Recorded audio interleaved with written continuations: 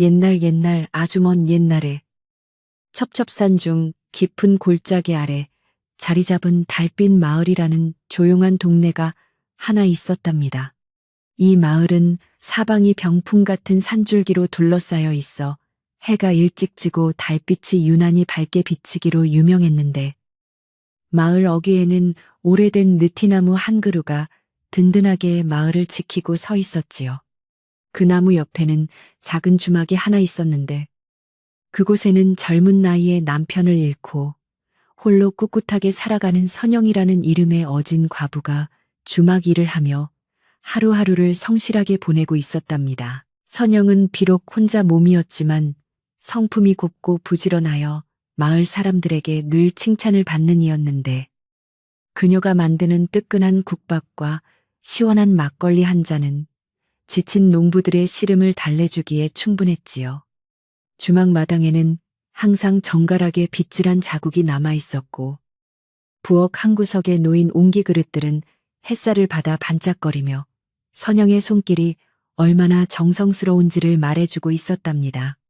하지만 마음 한구석에는 먼저 떠난 남편에 대한 그리움과 홀로 앞날을 헤쳐나가야 한다는 막막함이 안개처럼 늘 머물러 있었기에 밤마다 호롱불 아래서 긴 한숨을 내쉬곤 했지요. 어느덧 찬바람이 옷깃을 파고드는 초겨울이 찾아와 마을의 논밭은 하얀 서리로 덮였고 사람들은 추위를 피해 일찍이 불을 끄고 잠자리에 들 준비를 하던 깊은 밤이었답니다.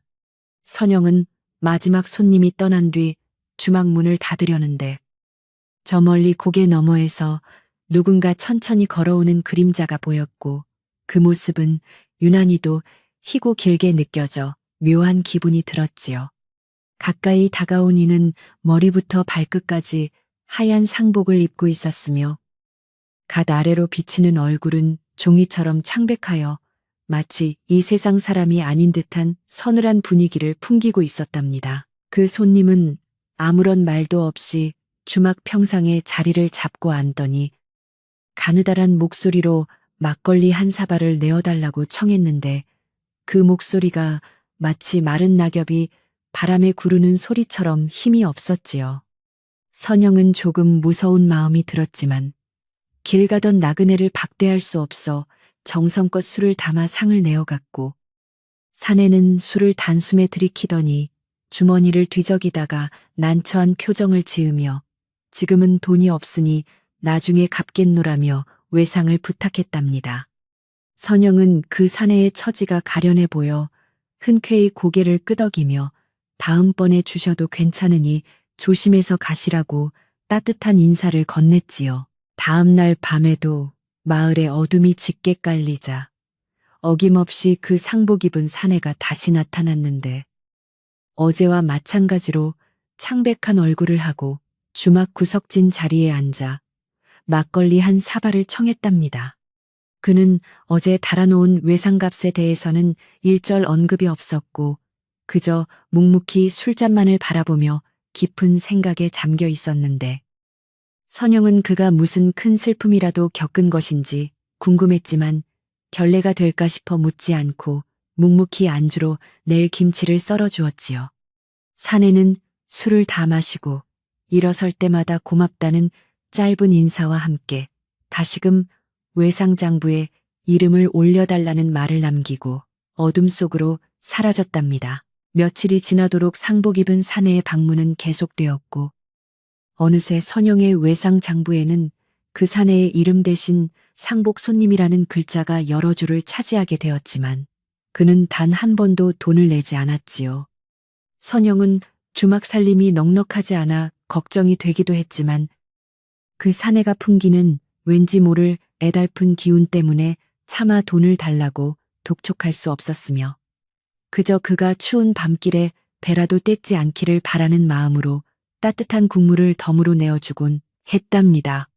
그런 선영의 마음을 아는지 모르는지 사내는 늘 무표정한 얼굴로 술만 마시고 떠나갔는데 그가 지나간 자리에는 항상 한기가 서려 있어 문을 닫고 나면 선영은 온몸에 소름이 돋는 것을 느꼈지요. 마을 사람들은 밤마다 선영의 주막에 상복을 입은 기이한 사내가 드나든다는 이야기를 하나둘씩 하기 시작했고, 어떤 이들은 그가 산속에 사는 귀신이라며 수군거리거나, 또 어떤 이들은 불길한 징조라고 떠들었답니다. 선영은 사람들의 눈총이 두려워지기 시작했지만, 그렇다고 해서 찾아오는 손님을 매정하게 내쫓을 수도 없는 노릇이라 고민이 깊어만 갔고, 밤마다 꿈속에서도 그 상복 입은 사내가 자신을 따라오는 듯한 기분을 느껴 식은땀을 흘리며 잠에서 깨어나곤 했지요. 주막마당의 샘물조차 그 사내가 다녀간 뒤로는 유난히 차갑게 느껴졌으며, 선영의 마음속에는 설명할 수 없는 불안감이 싹트기 시작했답니다. 어느 날 오후, 선영은 장터에 나갔다가 돌아오는 길에 마을의 가장 어른이신 박영감을 우연히 만났는데, 박영감은 선영의 안색이 좋지 않은 것을 보고는 무슨 걱정거리가 있느냐며 인자하게 물어보셨지요.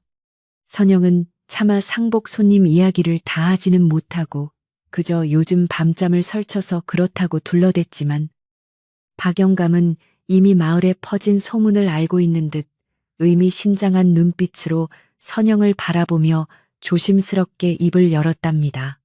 사람의 정이라는 것이 귀한 법이나 때로는 그 정이 화를 부르기도 하는 법이니, 밤중에 찾아오는 정체 모를 손님은 너무 깊이 대하지 않는 것이 신상에 이로울 것이네 라며 짧은 충고를 남기고 길을 떠나셨지요.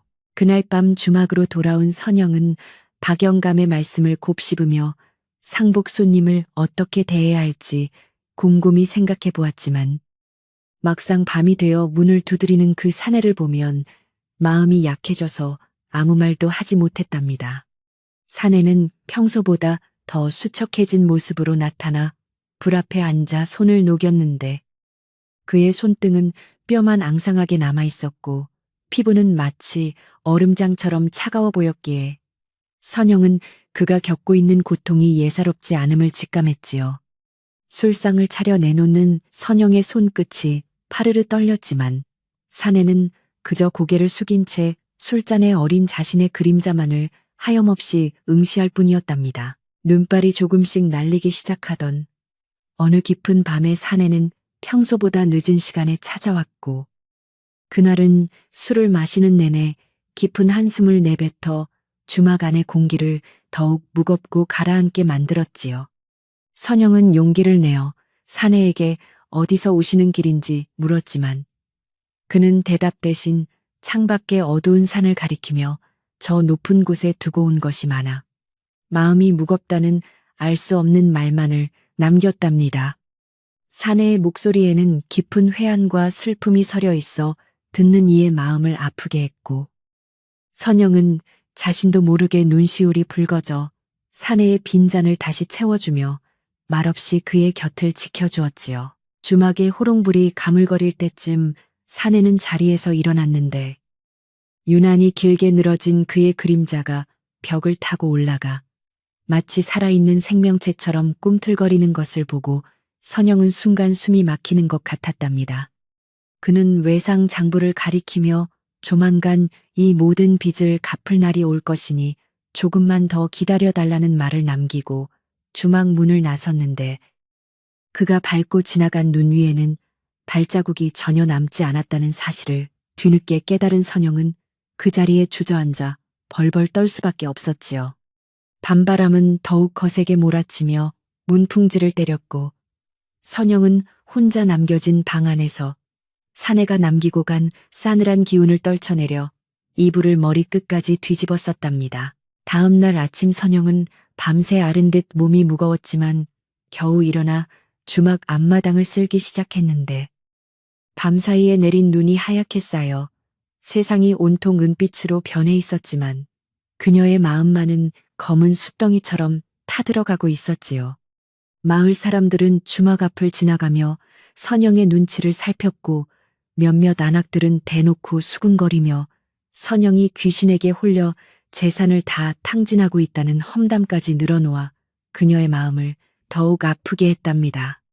선영은 그럴 때마다 부엌으로 들어가 솥 밑바닥을 긁으며 눈물을 훔쳤고, 자신이 정말 잘못된 일을 하고 있는 것인지 아니면 사내의 슬픔을 외면하지 못한 대가를 치르는 것인지 자문해 보았지요. 오후가 되자 구름이 걷히고 햇살이 비쳤지만 선영의 주막 근처는 유난히 그늘이 깊게 드리워져 한낮에도 등잔불을 켜야 할 만큼 어두웠으며 이웃집 개들은 주막 쪽을 향해 쉴 새 없이 짖어대며 불안한 기색을 감추지 못했답니다. 마을 아이들은 평소 선영이 챙겨주던 간식을 먹으러 주막에 들락거렸으나 이제는 근처에도 오지 않으려 했고 선영은 홀로 남겨진 외로움 속에서 상복 입은 사내가 오기를 기다려야 하는 기묘한 처지에 놓이게 되었지요. 그녀는 문득 장부에 적힌 외상 내역을 하나하나 세어보며 그가 빚을 갚겠다고 한 말이 어떤 의미일지 생각하다가 문득 소름 끼치는 예감이 뇌리를 스쳤지만 고개를 저어 부정했답니다. 해질녘이 되어 다시 찬바람이 불기 시작하자 선영은 부엌 아궁이에 불을 지피며 저녁 준비를 했지만 밥 짓는 냄새가 예전처럼 구수하지 않고 왠지 모를 비릿한 냄새가 섞여나는 것 같아 인상을 찌푸릴 수밖에 없었지요. 우물가에서 물을 샜던 중 선영은 물속에 비친 자신의 얼굴 뒤로 하얀 상복 자락이 휙 지나가는 것을 보았고 깜짝 놀라 뒤를 돌아보았으나 마당에는 아무도 없었으며 오직 차가운 바람만이 낙엽을 휘감아 돌 뿐이었답니다. 그녀의 심장은 터질 듯이 뛰기 시작했고 손에 든 물동이를 떨어뜨려 물이 발등을 적셨지만 추위를 느낄 새도 없이 온몸이 굳어버려 한참 동안 그 자리에 서 있어야 했지요. 주막 안으로 들어온 선영은 문을 단단히 걸어 잠그고 방 안쪽으로 몸을 숨겼으나 밤이 깊어지자 어김없이 주막 문을 똑똑 두드리는 규칙적인 소리가 들려왔고 그 소리는 마치 선영의 심장 소리와 맞물려 방 안 가득 울려 퍼졌답니다. 그녀는 대답하지 않으려 애썼지만 문 밖에서 들려오는 주모, 술 한 잔만 주시게라는 사내의 애처로운 목소리를 외면하지 못하고 결국 무거운 걸음으로 문을 열어 사내를 안으로 들였지요. 사내는 오늘따라 더욱 창백해진 얼굴로 선영을 빤히 바라보았는데 그의 눈동자에는 초점이 없었으며 마치 깊은 연못처럼 어둡고 고요하여 그 속을 도저히 가늠할 수 없었답니다. 사내는 평소와 다르게 술잔을 들지 않고 선영의 손을 가만히 내려다보며 고맙네. 참으로 고마워라는 말을 반복했는데 그 목소리가 너무나 슬퍼서 선영은 두려움도 잊은 채 사내의 손 위에 자신의 손을 포개어 얹으려 했으나 손이 닿기도 전에 공기 중으로 흩어지는 서늘함만을 느꼈지요. 사내의 상복은 여기저기 해지고 흙탕물이 튀어 있었지만 그는 전혀 신경 쓰지 않는 듯 보였고 오직 선영이 내어주는 온기만을 갈구하는 것처럼 보여 그녀의 마음을 더욱 미어지게 했답니다. 그날 밤 사내는 평소보다 긴 시간 동안 주막에 머물며 옛 이야기를 두서없이 늘어놓았는데 그 이야기들은 모두 하나같이 잃어버린 가족과 돌아가지 못한 고향에 대한 그리움으로 가득 차 있었지요. 선영은 사내의 이야기를 들으며 자신도 모르게 고개를 끄덕였고 사내가 겪었을 고통과 외로움이 자신의 것과 닮아 있다는 생각에 연민의 정을 느끼게 되었으며 어느덧 두려움은 저 멀리 사라지고 오직 인간적인 동정심만이 가슴을 채웠답니다. 사내는 이야기를 마치고 일어서며 내일은 아마 눈이 아주 많이 내릴 것이니 단단히 대비하라는 당부를 남겼는데 그 모습이 마치 마지막 작별 인사를 건네는 사람처럼 비장하고도 쓸쓸하여 선영은 그가 떠나는 뒷모습을 한참 동안이나 바라보며 배웅했지요. 주막마당을 나서는 사내의 발걸음은 여전히 소리가 없었으나 그의 상복 자락에서는 은은한 향나무 냄새가 풍겨나와 선영의 코끝을 맴돌았답니다. 방으로 돌아온 선영은 사내가 한 말이 머릿속에서 떠나지 않아 쉽사리 잠들지 못했고 그가 정말로 사람이 아니라면 왜 자신을 찾아와 굳이 외상으로 술을 마시는지 그리고 그 빚을 어떻게 갚겠다는 것인지 도무지 알 길이 없어 뒤척였지요. 밖에서는 사내의 예언대로 눈보라가 치기 시작하여 창호지가 찢어질 듯 펄럭였고 선영은 어둠 속에서 상복 입은 사내의 창백한 얼굴이 자꾸만 떠올라 눈을 감아도 잠을 이룰 수 없었으며 마을 어귀의 느티나무가 바람에 비명을 지르는 소리가 들려왔답니다. 그녀는 문득 사내가 다녀간 자리의 바닥을 살펴보았는데 그곳에는 얼어붙은 흙덩어리들이 조금 떨어져 있었고 그것은 마치 무덤가에서나 볼 수 있는 축축하고 검은 흙과 같아 보였지요. 다음 날 아침 마을은 사내가 말한 대로 사람의 키만큼이나 눈이 쌓여 고립될 지경에 이르렀고 마을 사람들은 길을 내느라 분주하게 움직였지만 선영의 주막만큼은 유난히 눈이 비껴간 듯 입구가 깨끗하게 치워져 있었답니다. 이를 본 사람들은 더욱 기이하게 여기며 선영을 멀리했고 그녀는 이제 마을에서 완전히 고립된 존재가 되어버린 것 같은 슬픔에 젖어 홀로 부엌일을 하며 눈물을 훔칠 수밖에 없었지요. 주막 안의 공기는 여전히 차가웠고 선영은 자신이 마치 보이지 않는 쇠사슬에 묶여 그 상복 손님을 기다리는 신세가 된 것 같아 도망치고 싶은 마음과 지켜주고 싶은 마음 사이에서 갈등했답니다. 점심 무렵 마을의 한 청년이 주막 앞을 지나가다가 선영에게 다가와 조심스럽게 말을 건넸는데 그는 요즘 밤마다 주막 뒤편 산속에서 상복을 입은 형체가 돌아다니는 것을 보았다는 소문이 자자하다며 선영에게 몸조심하라는 경고를 남기고 서둘러 자리를 떠났지요. 선영은 그 말을 듣고 가슴이 내려앉는 것 같았으며 사내가 자신을 따라다니는 것이 아니라 어쩌면 자신을 지켜보고 있는 것일지도 모른다는 생각에 등줄기가 서늘해졌지만 한편으로는 그가 왜 그런 행동을 하는지 꼭 알아내야겠다고 다짐했답니다.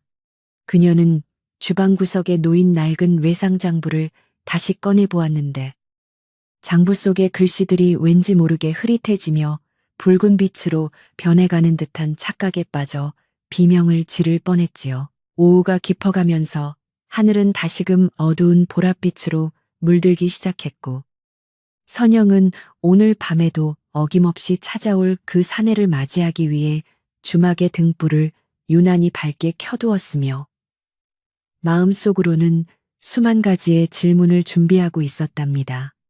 그녀는 더 이상 두려움에 떨며 도망치기만 해서는 안 된다는 것을 깨달았고 사내의 정체가 무엇이든 진실을 마주해야만 이 기이한 연결고리를 끊을 수 있을 것이라 생각하며 주먹을 불끈 쥐었지요. 하지만 창밖에서 들려오는 늑대들의 울음소리와 거센 바람소리는 그녀의 결심을 자꾸만 흔들어 놓았고 선영은 홀로 남겨진 주막에서 오직 상복 손님만을 기다리며 긴 밤을 맞이할 준비를 했답니다. 마침내 밤이 깊어 마을의 모든 불빛이 꺼졌을 때 저 멀리 눈 덮인 들판을 가로질러 하얀 상복을 입은 사내의 형체가 마치 안개 속에서 솟아오르듯 나타나 주막을 향해 천천히 걸어오기 시작했지요.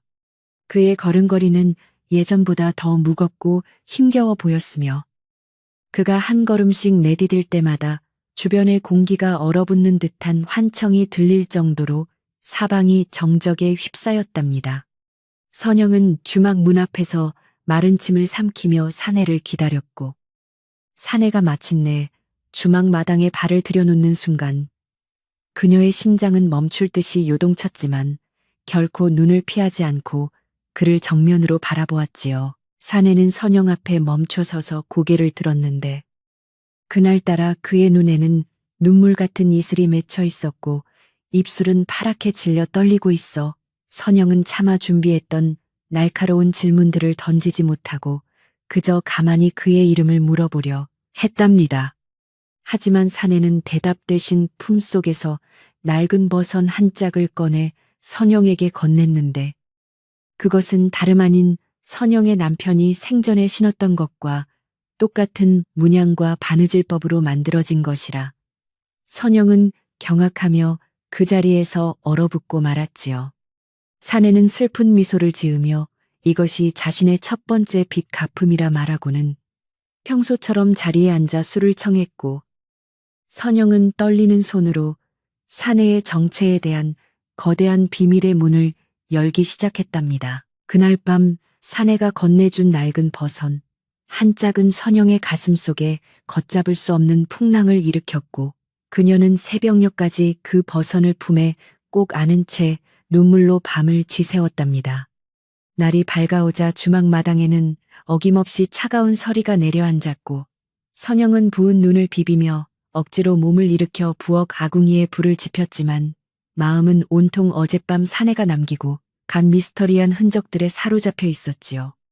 그 버선은 분명 몇 년 전 세상을 떠난 남편이 장날에 사달라고 졸라 자신이 직접 꿰매 주었던 그 물건이 확실했기에 그녀는 사내와 남편 사이에 어떤 말 못할 사연이 숨겨져 있는지 알고 싶어 가슴이 터질 것만 같았답니다. 아침 일찍부터 마을의 빨래터와 우물가에서는 선영의 주막에 대한 흉흉한 소문이 마치 산불처럼 번져나갔고 사람들은 모이기만 하면 상복 입은 사내와 과부에 대한 이야기를 꽃 피우며 눈살을 찌푸렸지요.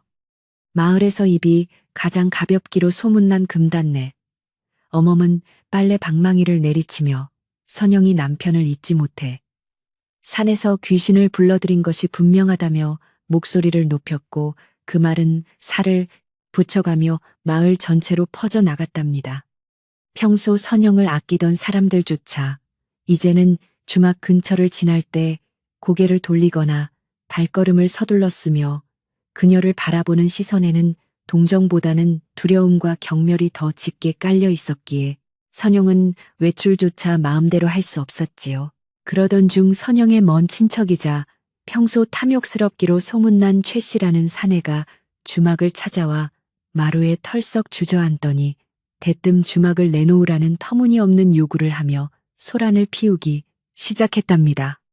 최 씨는 마을에 도는 소문을 빌미삼아 선영이 부정한 자와 엮여 마을의 정기를 흐리고 있으니 더 큰 화를 당하기 전에 주막을 넘기고 멀리 떠나라고 윽박질렀고 선영은 억울함에 몸을 떨며 거절했지요. 최 씨는 주막 구석구석을 훑어보며 만약 계속 고집을 부린다면 마을 사람들을 선동해 강제로 쫓아내겠다고 협박을 일삼았고 그가 떠난 자리에는 선영의 깊은 한숨과 눈물만이 남아 차가운 공기 속에 흩어졌답니다. 최 씨의 방문으로 마음이 산란해진 선영은 하루 종일 일이 손에 잡히지 않았고 우물에서 물을 씻다가도 멍하니 하늘을 바라보며 사내가 오기만을 기다리는지 아니면 두려워하는지 알 수 없는 복잡한 감정에 휩싸였지요. 그때 마침 마을의 큰 어른인 박영감이 다시 주막을 찾아와 선영의 곁에 앉으며 낮은 목소리로 세상에는 보이지 않는 법도가 있고 사람과 홀령 사이에는 넘지 말아야 할 선이 있는 법이라네라고 엄중히 경고했답니다. 박영감의 눈빛은 평소와 달리 매우 날카로웠으며 그는 상복 입은 사내가 가져올 불운이 선영뿐만 아니라 마을 전체를 뒤덮을 수 있으니 오늘 밤에는 절대로 문을 열어주지 말라고 신신당부했지요. 선영은 어르신의 말씀을 받들어 오늘 밤에는 꼭 문을 걸어 잠그고 사내를 맞이하지 않겠다고 다짐했지만 마음속 한구석에서는 그 사내가 건네준 남편의 버선이 자꾸만 눈에 밟혀 갈등이 멈추지 않았답니다. 해가 뉘엿뉘엿지고 상그늘이 마을을 덮자 주막 주변은 다시금 정막에 휩싸였고 선영은 호롱불조차 켜지 않은 채 어두운 방 안에서 무릎을 껴안고 앉아 밖에서 들려올 발소리에 귀를 기울였지요. 바람이 문풍지를 울릴 때마다 선영의 가슴은 철렁 내려앉았고 그녀는 자신이 지키려는 것이 이 낡은 주막인지 아니면 사내를 통해 전해질지도 모르는 남편의 소식인지 스스로에게 되물으며 괴로워했답니다. 마침내 한밤중이 되자 눈 밟는 소리가 저 멀리서 들려오기 시작했는데 그것은 분명 상복 입은 사내의 규칙적이고도 서늘한 발걸음 소리였으며 선영은 박영감의 당부를 떠올리며 이불을 꽉 움켜쥐고 숨을 죽였지요. 사내는 평소처럼 주막 문 앞에서 멈춰섰고 아무런 말도 없이 한참 동안 서 있더니 평소보다 더욱 처량한 목소리로 주모. 날이 너무 추워 손끝이 다 얼어붙었소. 술 한 잔만 나눌 수 없겠소라며 애원하듯 속삭였답니다.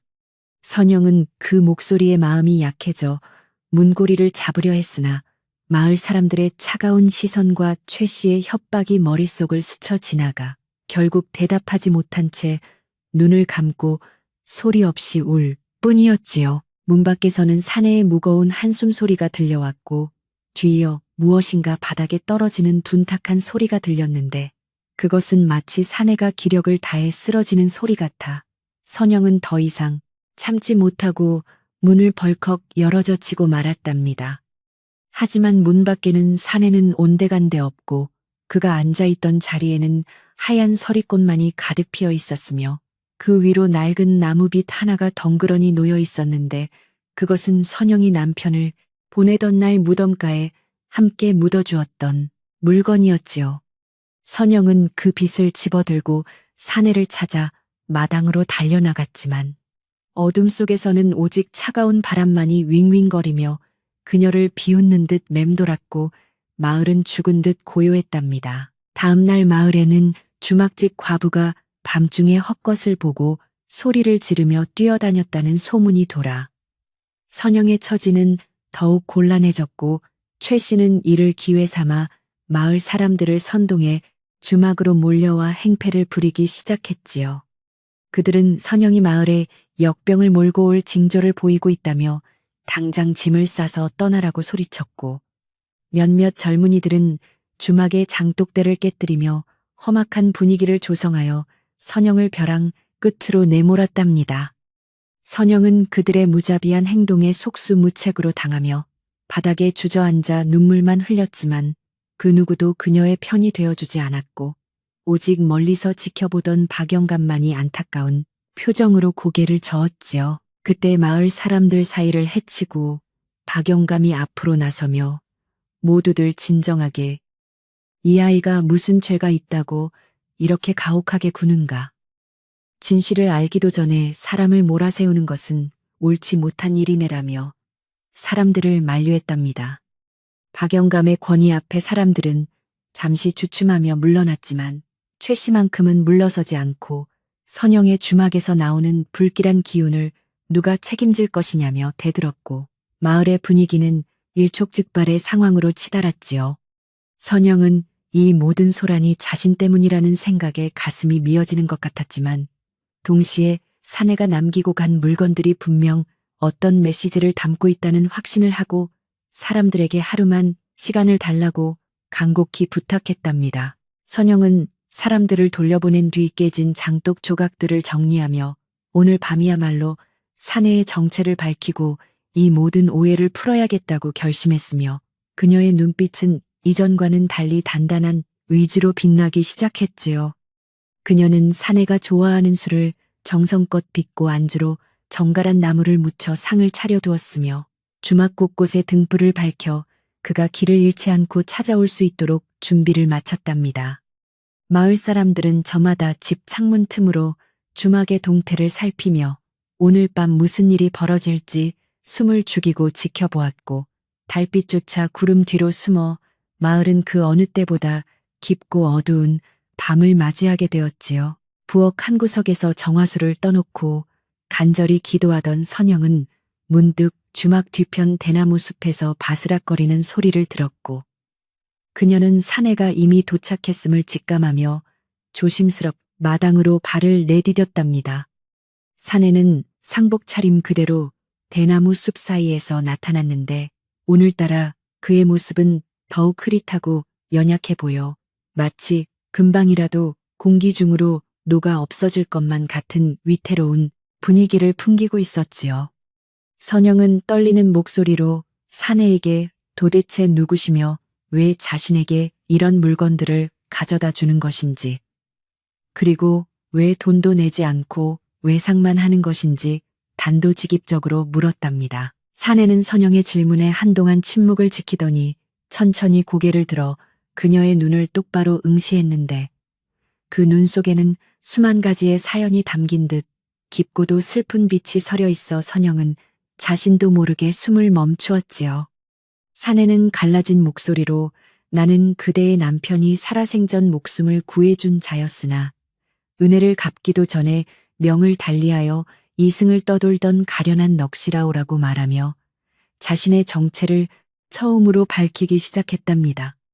그는 남편이 죽기 전 자신에게 맡겼던 물건들을 선영에게 돌려주기 위해 저승의 법도를 어기고 매일 밤 찾아왔던 것이며 외상값은 사실 선영이 살아갈 방도를 마련해주기 위한 약속이었다고 덧붙였지요.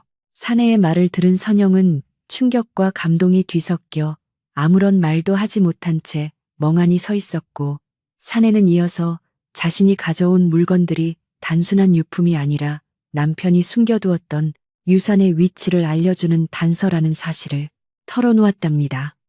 그는 마을 사람들이 자신을 귀신이라 부르며 선영을 괴롭히는 것을 보고 마음이 아팠지만 자신은 이미 죽은 몸이라 직접 나설 수 없었기에 오직 선영의 믿음만을 기다려왔다고 고백하며 고개를 숙였지요.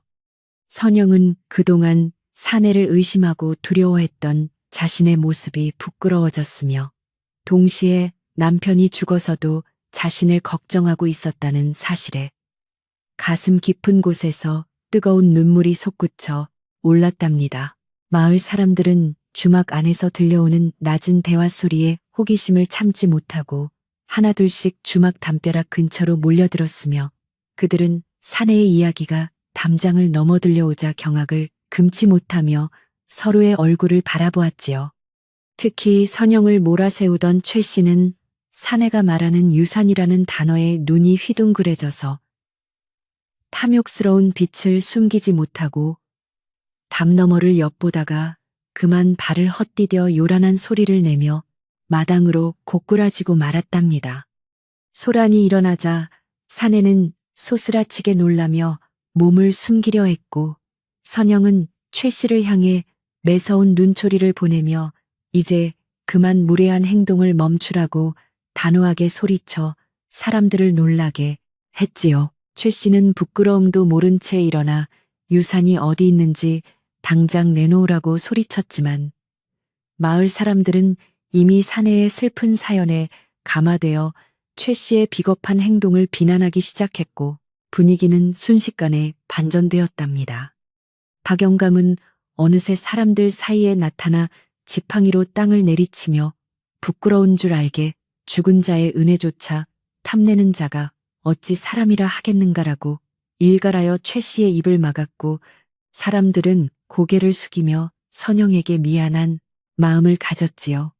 선영은 마을 사람들의 변화에 안도하면서도 아직 완전히 사라지지 않은 사내를 향해 다시금 시선을 돌렸으며 그가 진정으로 평온을 찾기를 바라는 마음으로 두 손을 모아 빌었답니다. 사내는 마을 사람들의 시선을 피해 주막 구석진 곳으로 몸을 숨겼지만 그의 상복은 달빛을 받아 유난히 밝게 빛났고 그는 선영에게 마지막으로 부탁할 것이 있다며 나지막하게 그녀를 불렀지요. 그는 자신이 이승에 머물 수 있는 시간이 얼마 남지 않았으니 내일 밤 마을 어귀의 느티나무 아래를 파보라는 지시를 남겼고 그곳에 있는 것을 발견하면 모든 고통이 끝날 것이라고 말했답니다. 선영은 사내의 말을 하나하나 가슴속에 새기며 그가 더 이상 춥고 외로운 길을 걷지 않도록 자신이 할 수 있는 최선을 다하겠다고 약속했고 사내는 그제야 안심한 듯 엷은 미소를 지어 보였지요. 그날 밤 주막에는 묘한 긴장감과 함께 말로 표현할 수 없는 경건한 분위기가 흘렀으며 마을 사람들은 각자의 집으로 돌아가면서도 사내의 정체와 선영의 굳건한 마음에 대해 깊이 생각해보는 시간을 가졌답니다.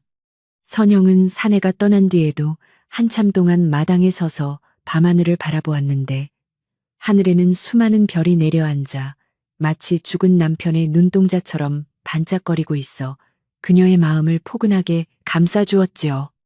그녀는 이제 더 이상 혼자가 아니라는 사실을 깨달았으며 사내가 준 단서들을 통해 자신의 삶을 다시 세울 수 있을 것이라는 희망을 품고 내일의 태양이 뜨기를 간절히 기다리며 잠자리에 들었답니다. 밤이 깊어가면서 마을은 다시 고요를 되찾았지만 선영의 주막만큼은 여전히 온기가 남아 있었고 부엌 아궁이의 잔불은 새벽까지 꺼지지 않은 채 따뜻한 열기를 방 안으로 보내주어 그녀의 지친 몸을 달래주었지요. 마을 개들도 더 이상 주막을 향해 짖지 않았으며 숲속의 짐승들조차 숨을 죽인 채 이 신비로운 밤이 지나가기를 기다리는 듯 보였고, 세상은 온통 선영을 축복하는 듯한 평화로운 정적 속에 잠겼답니다. 선영은 꿈속에서 남편과 그 상복 입은 사내가 함께 들판을 거니는 모습을 보았고, 그들은 밝게 웃으며 선영에게 손을 흔들어 작별 인사를 건넸으며, 그녀는 꿈속에서도 눈물을 흘리며 그들을 배웅했지요. 새벽 안개가 자욱하게 깔린 마을, 어귀에는 이른 아침부터 소문을 듣고 모여든 몇몇 호기심 많은 사람들로 북적였지만, 그들은 선영의 주막 근처로는 다가가지 못한 채 멀리서 지켜보며 어제의 소동을 이야기했답니다. 선영은 정갈하게 옷을 갈아입고 사내가 말한 느티나무로 향할 준비를 마쳤는데, 그녀의 발걸음은 그 어느 때보다 가벼웠고 표정은 맑은 가을 하늘처럼 청명하여 보는 이들의 마음까지 시원하게 만들었지요.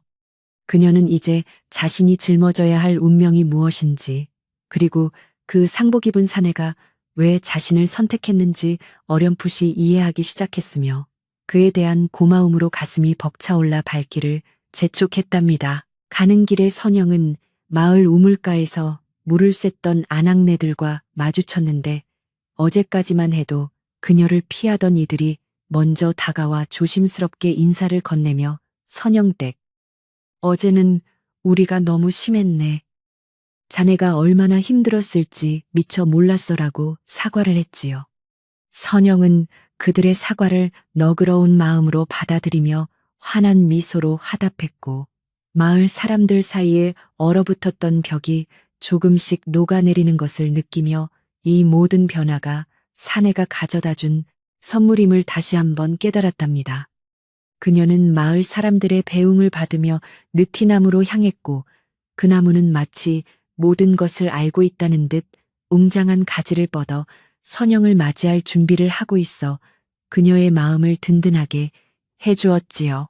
느티나무 아래에 도착한 선영은 사내가 가리켰던 지점을 조심스럽게 살폈는데, 그곳에는 낙엽이 수북하게 쌓여 있었고 땅은 유난히 부드러워 마치 누군가 미리 읽어놓은 것처럼 보였기에 그녀는 떨리는 손으로 땅을 파기 시작했답니다. 주변에 모여든 사람들도 숨을 죽이며 선영의 손끝을 주시했고, 흙먼지가 날리는 가운데 드디어 땅속에서 낡은 목함 하나가 그 모습을 드러내자 여기저기서 탄성이 터져 나오며 분위기는 한순간에 고조되었지요. 선영은 목함을 품에 안고 남편의 온기를 느끼려 애썼으며 그 안에 담긴 내용물이 무엇이든 그것은 남편의 사랑과 사내의 신의가 빚어낸 소중한 보물일 것이라 확신하며 눈시울을 붉혔답니다. 하지만 목함을 여는 순간 선영과 마을 사람들은 예상치 못한 광경에 모두 얼어붙고 말았는데, 목함 안에는 금전이나 보화 대신 사내가 입고 있던 것과 똑같은 하얀 상복 한 벌과 이름 모를 꽃씨들이 가득 들어 있었기 때문이지요. 선영은 순간 실망할 법도 했지만 그 꽃씨들이 남편이 생전에 그토록 가꾸고 싶어 했던 귀한 약초의 씨앗임을 알아보고는 이것이야말로 자신과 마을을 살릴 진정한 유산임을 깨닫고 환희의 눈물을 흘렸답니다.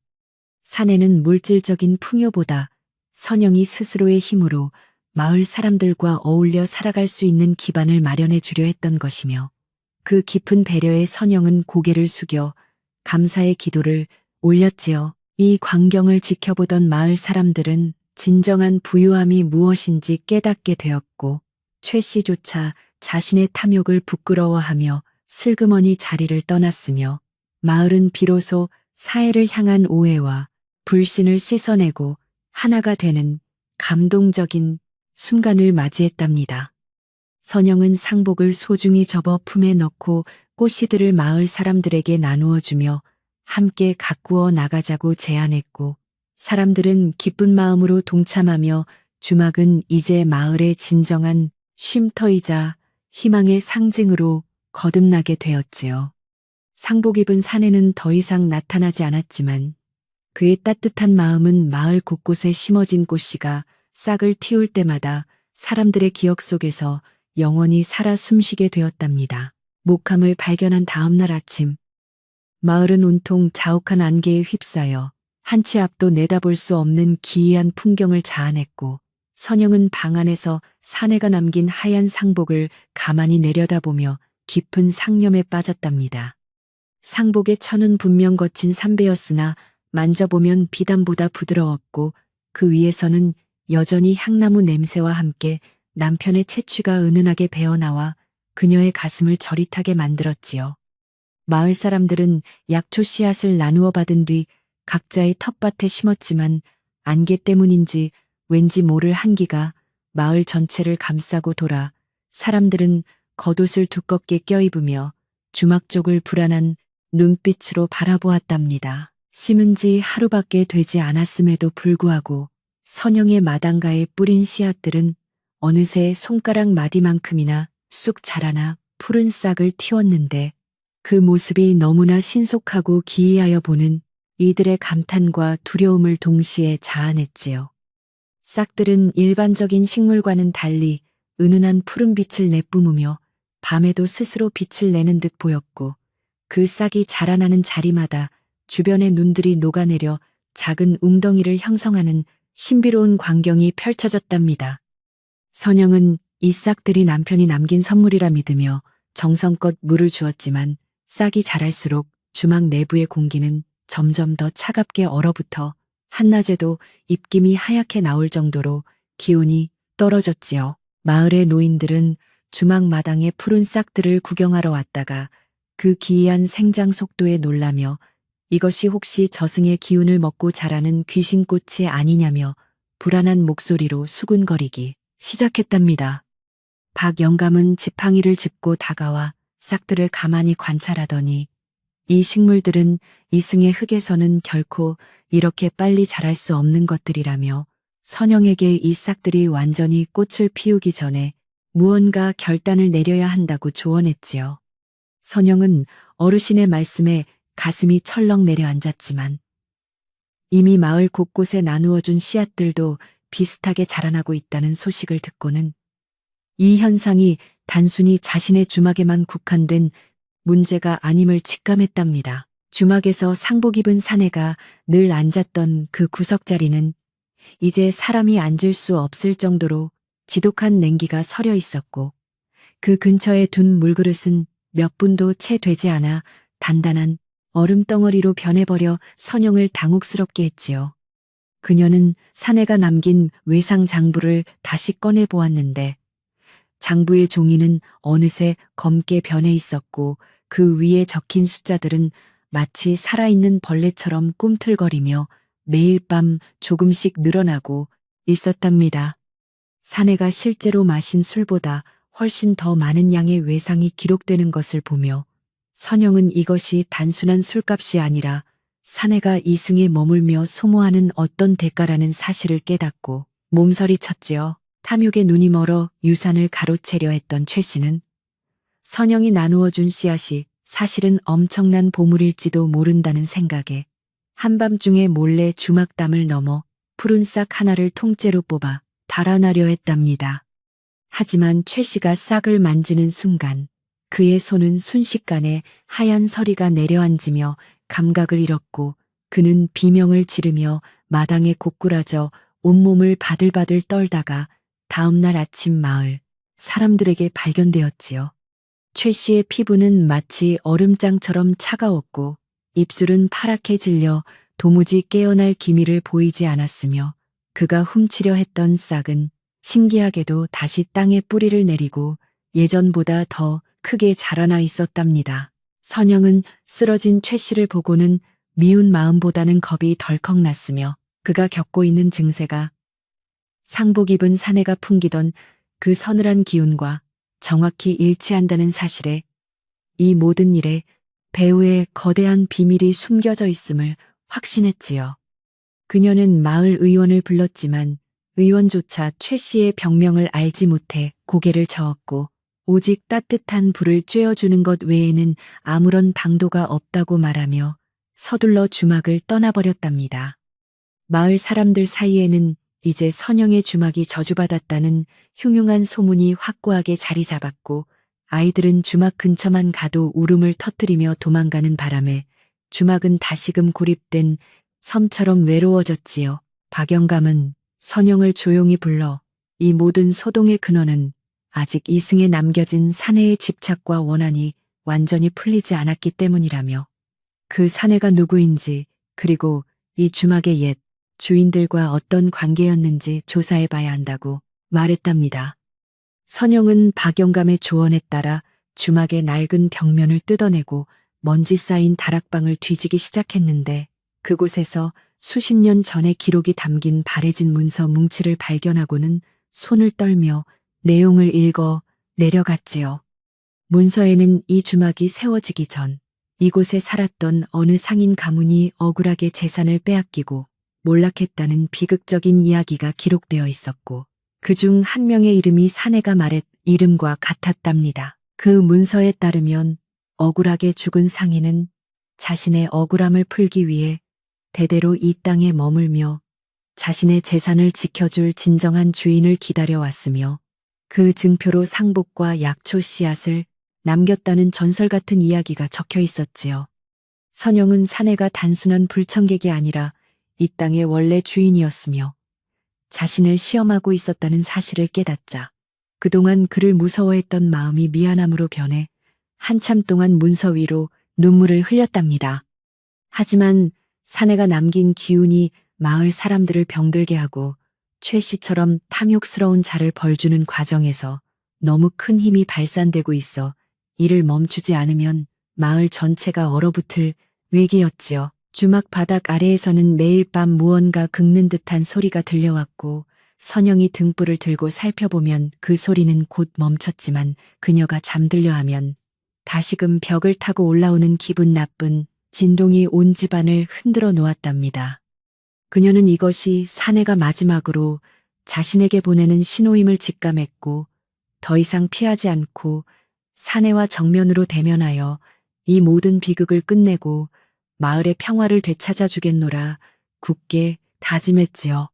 선영은 마을 사람들을 모두 주막 마당으로 불러 모으기로 결심하고 한 명 한 명 찾아가 진실을 밝힐 테니 오늘 밤 주막으로 와달라고 간곡히 부탁하며 자신의 결백과 사내의 진심을 알리려 애썼답니다.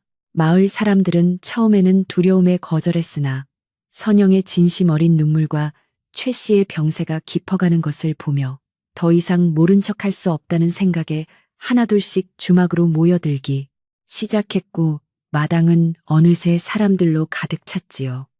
선영은 사람들 앞에서 자신이 발견한 고문서와 상복의 의미를 설명하며 이 사내는 귀신이 아니라 억울한 혼령일 뿐이며 우리가 힘을 합쳐 그의 원한을 풀어주어야 한다고 설득력 있게 이야기했답니다. 사람들은 선영의 말에 반신반의하면서도 그녀가 보여준 정성과 헌신의 마음이 움직였고 박영감이 옆에서 거들어주자 비로소 공포를 떨쳐내고 선영의 지시에 따르기로 뜻을 모았지요. 그녀는 주막마당 한복판에 커다란 가마솥을 걸고 마을의 가장 맑은 샘물을 길어와 끓이기 시작했으며 사내가 남긴 약초 싹들을 정성스럽게 수확하여 소단에 넣고 정성을 다해 약을 다리는 작업을 시작했답니다. 약이 끓어오를수록 주막 주변을 감싸고 있던 차가운 안개는 서서히 걷히기 시작했고 솥에서 나오는 김은 신비로운 보랏빛을 띠며 마을 사람들의 지친 몸과 마음을 어루만지듯 부드럽게 퍼져나갔지요. 사람들은 그 향기에 취해 잠시 시름을 잊었고 선영의 손길은 더욱 빨라졌으며 그녀의 이마에는 송골송골 땀방울이 맺혀 달빛 아래서 구슬처럼 영롱하게 빛나 사람들의 시선을 사로잡았답니다. 어느덧 밤이 깊어 사내가 나타날 시간이 되자 주막 마당의 온도는 다시 급격히 떨어지기 시작했고 사람들은 서로의 어깨를 맞대며 추위를 견뎠으며 선영은 솥 앞에서 기도를 멈추지 않고 사내의 이름을 나지막이 불렀지요. 갑자기 대나무 숲에서 거센 바람이 불어오더니 상복을 입은 사내가 천천히 모습을 드러냈는데 오늘따라 그의 형체는 더욱 거대하고 위압적으로 보여 사람들은 비명을 지르며 뒤로 물러나 숨을 죽였답니다. 사내는 선영을 향해 다가오며 왜 나의 휴식을 방해하느냐. 나의 빚은 아직 다 갚아지지 않았거느리라며 천둥 소리 같은 목소리로 꾸짖었고 주막의 창호지들이 일제히 파르르 떨리며 공포 분위기를 조성했지요. 선영은 사내의 기세에 눌리지 않고 당당하게 앞으로 나아가 당신의 슬픔은 이미 충분히 전해졌으며 이 씨앗들이 그 증거입니다. 이제 마을 사람들의 고통을 멈추고 평온한 곳으로 떠나십시오라고 단호하게 말했답니다. 사내는 선영의 말에 잠시 멈칫하더니 자신의 가슴을 움켜쥐고 고통스러운 신음소리를 내뱉었는데 그의 몸에서는 검은 연기가 뿜어져 나와 주변을 온통 어둡게 만들었으며 사람들은 다시금 공포에 휩싸여 웅성거렸지요. 선영은 그 검은 연기가 사내의 원한이 응축된 것임을 알아채고 끓어오른 약사발을 들고 사내에게 다가가 그것을 그의 발치에 정성스럽게 뿌리며 진심 어린 위로의 말을 건넸답니다. 약물이 땅에 닿는 순간 놀랍게도 검은 연기는 순식간에 사라졌고 사내의 거칠었던 숨소리도 잦아들었으며 그의 상복은 이제 은은한 금빛으로 변해 마을 사람들의 눈을 황홀하게 만들 정도로 아름답게 빛나기 시작했지요. 사내의 얼굴에는 비로소 평온함이 찾아왔고 그는 선영을 향해 깊이 고개를 숙이며 그대의 따뜻한 마음이 수십 년간 얼어붙었던 나의 심장을 녹였구려 이제야 진정한 빚을 갚게 되었소라고 부드러운 목소리로 감사를 표했답니다. 마을 사람들은 이 경이로운 광경을 지켜보며 자신들이 가졌던 편견과 두려움을 반성했고 사내를 향해 함께 명복을 빌어주며 주막마당은 미움 대신 화해와 용서의 온기로 가득 찼지요. 하지만 사내는 떠나기 전 한 가지 사실을 더 알려주었는데 그것은 주막 지하에 숨겨진 진정한 유산은 금은 보화가 아니라 마을의 가뭄을 영원히 해결해 줄 숨겨진 수맥의 위치라는 놀라운 정보였답니다.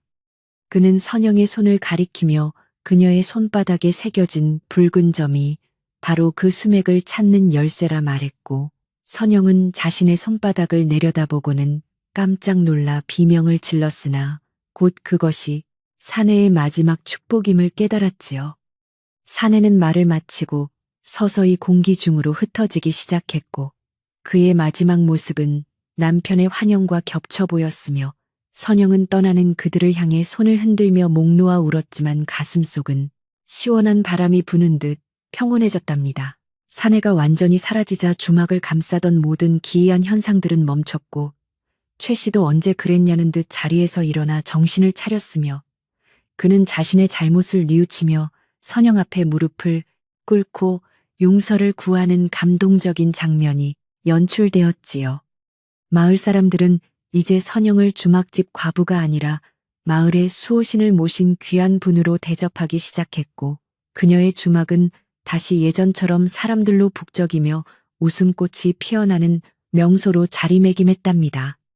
선영은 사내가 알려준 대로 마당 구석에 바위를 치워냈는데 그곳에서 맑고 시원한 샘물이 솟구쳐 올라와 마을의 해갈을 도왔고 사람들은 그 물을 보배로운 샘이라 부르며 소중히 여겼지요. 날이 밝아오자 마을은 그 어느 때보다 화창한 햇살을 맞이했고 선영은 부엌으로 들어가 마을 사람들을 위해 정성껏 아침 식사를 준비하며 이제야 비로소 자신에게 주어진 소명이 무엇인지 깨닫고 행복한 미소를 지었답니다.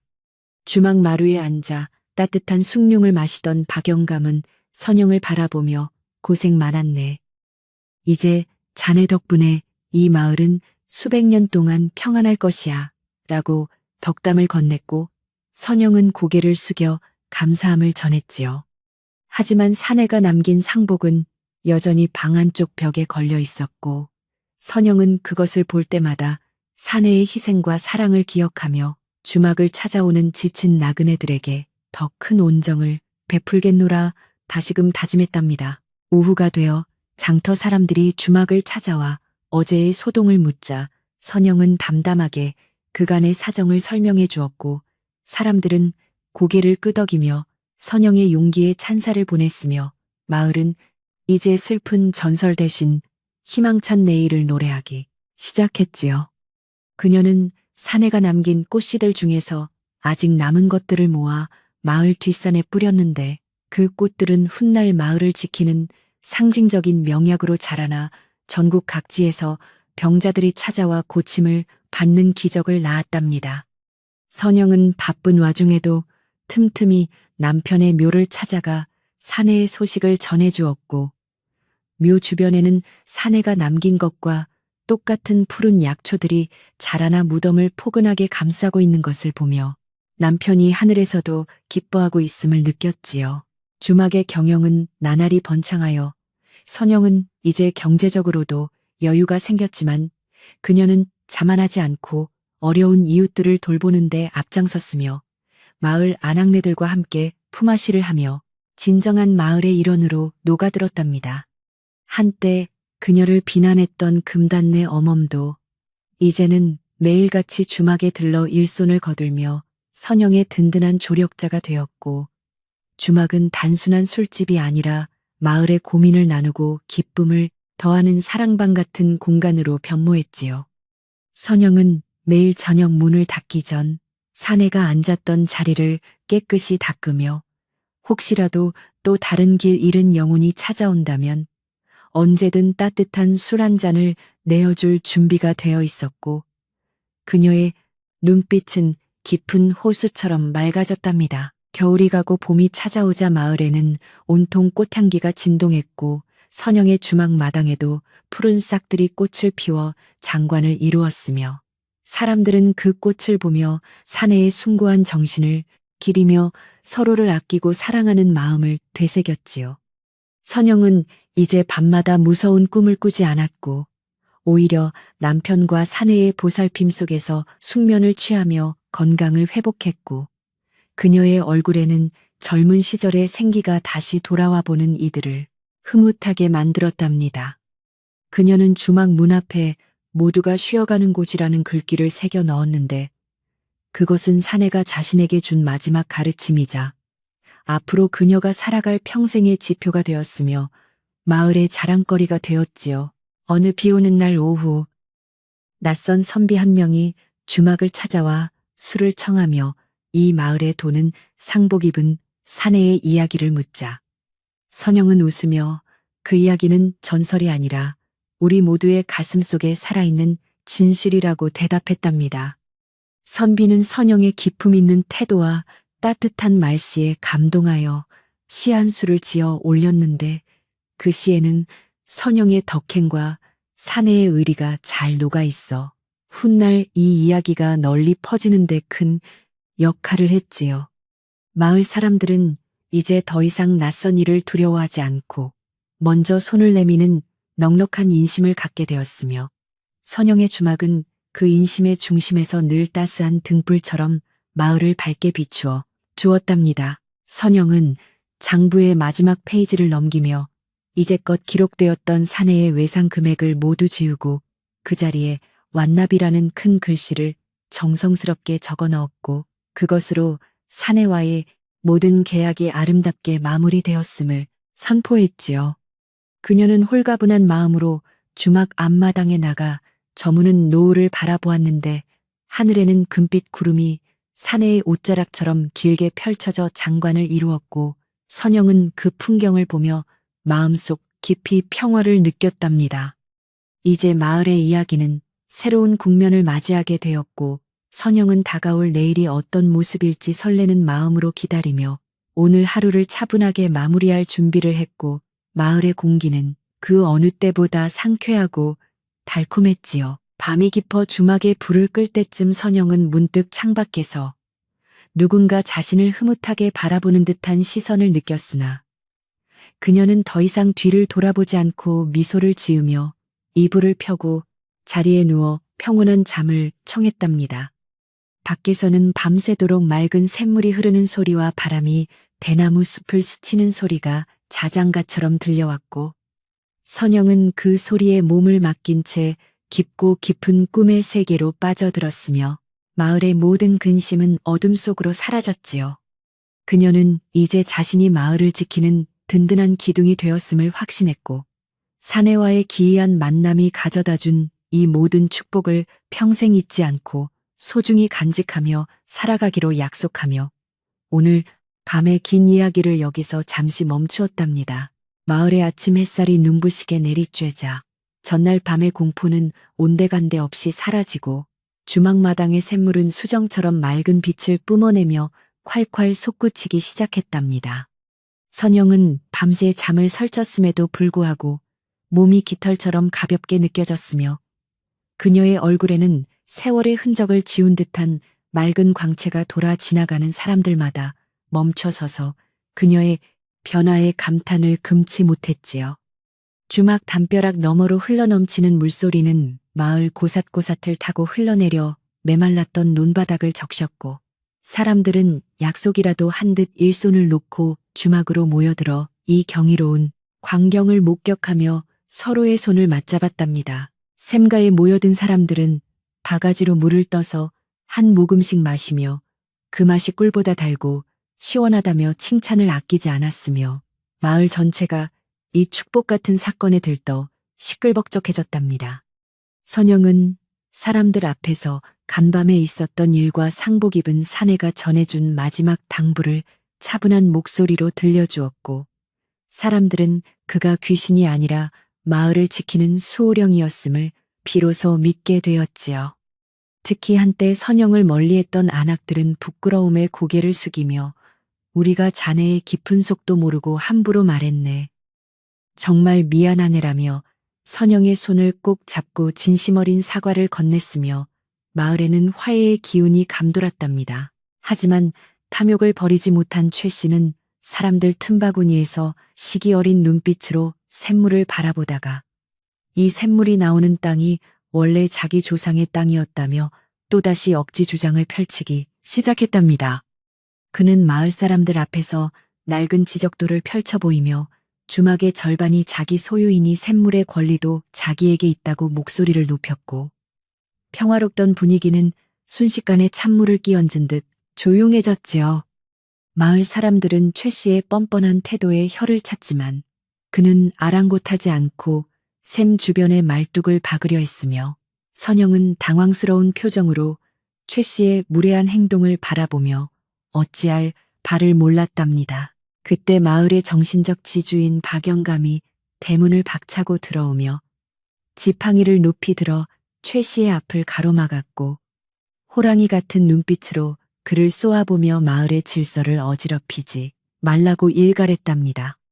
박영감은 품속에서 마을 대대로 내려오는 고문서를 꺼내들며 주막의 경계를 명확히 짚어주었고 최 씨가 주장하는 땅은 이미 수십 년 전에 마을 공동 자산으로 기증되었다는 사실을 만천하에 공개했지요.